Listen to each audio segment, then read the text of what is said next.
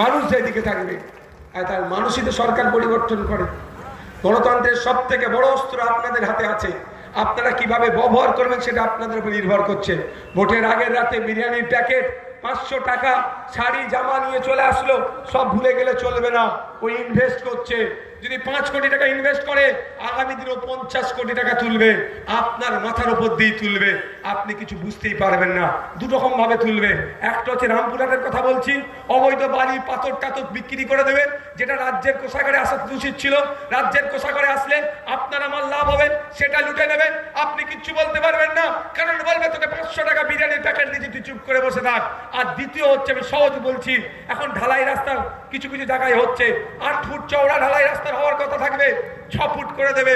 গেস্টটা থাকবে 6 ইঞ্চি, তাকে দেবে তুমি আপনার 4 ইঞ্চি।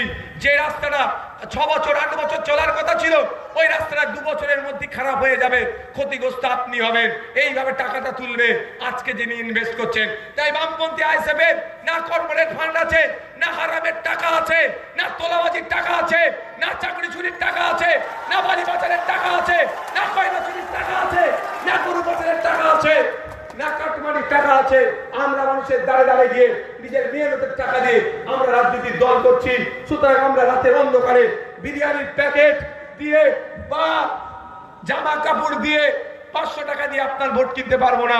তবে এতটুকু দায়িত্ব নিয়ে বলবো, আপনি যদি আপনার মূল্যবান ভোট কাস্তে আপনি তারা চিহ্নে সঞ্জীব দাকে দিয়ে বিধানসভার মধ্যে পাঠান, এতটুকুই মনে রাখবেন, সেই সংযুক্ত মোর্চার নওশাদ সিদ্দিকী 5 বছরে যেভাবে পুরো একটা সিস্টেমকে হিলিয়ে রেখেছিল, তাই নওশাদ সিদ্দিকীর পাশে সঞ্জীব দা দাঁড়ালে, নওশাদ সিদ্দিকীর পাশে সঞ্জীব দা দাঁড়ালে কি হবে বুঝতে পারছেন তো?